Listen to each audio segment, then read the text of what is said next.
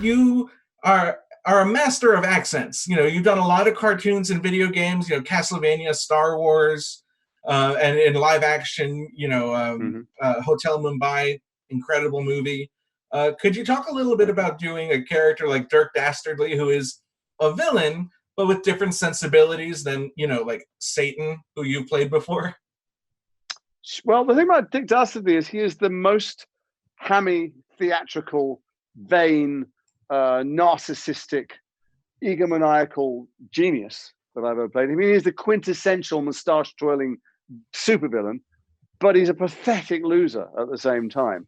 And so in the old cartoons, he would lose immediately and he was dismissible and whinging and whining right from the beginning. But in the movie, there's got to be a real threat and real peril. So I had to come up with a voice that somehow embodied all those things and was funny, because in the end, it's a feel-good comedy, this film. So there's only one person in the booth with me. There's me and Tony, the writer-director. And the challenge was just to make him laugh and then to make him believe it at the same time. So it's got to be truthful and funny. And so we cycled through a whole bunch of voices. As you said, I like doing voices, I like doing accents. And I just went through a whole bunch of different things. We recorded lots of different things. And then at some point he laughed, and I went, okay, well, there we go. And that's it. If they laugh, it's working. And the joke being that when you did it really well and he laughed a lot, you couldn't use the take because his laughter was on the track.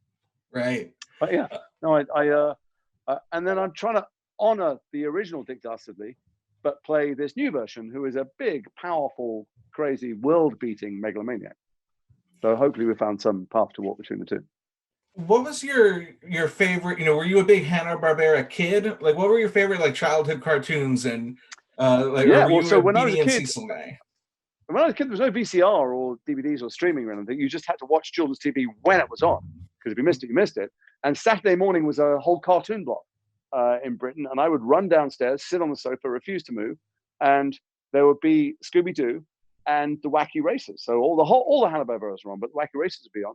And I was addicted to them, and I've seen thousands of hours of them, and I watched Dick Dastardly and Muttley, and Penelope Pitstop, who I fantasized about madly, still do, and so that when I found out there was a movie being made, actually before I found out what it was about, there was an email that said you've been offered a part in the movie Scoob, and my youngest daughter is called Ruby, and we call her Scoob. I've always called her Scoob, and I thought, I'm in. I don't care what it is. It doesn't really matter if it's about tin mining in Ukraine. I'm in, but it turned out to be an animated movie about my two favorite worlds combining. So it was phenomenal. Very quickly, is doing a movie like this like just like a warm bubble bath compared just to some of the other stuff you do that takes you into like real dark psychological places? It's a strange thing. I've been in some very dark films, and these are very dark times at the moment. Acting itself is always a release, even when you're doing something that is about the worst aspects of human behavior.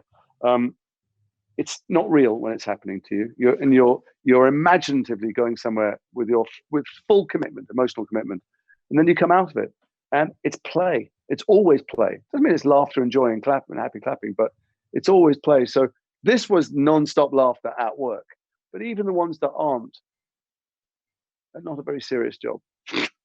It's not a very serious job. It just isn't. I can't pretend this. And times like this, we see what the serious jobs are, and the people in society should be rewarding. And it isn't people who put on funny voices and makeup for a living.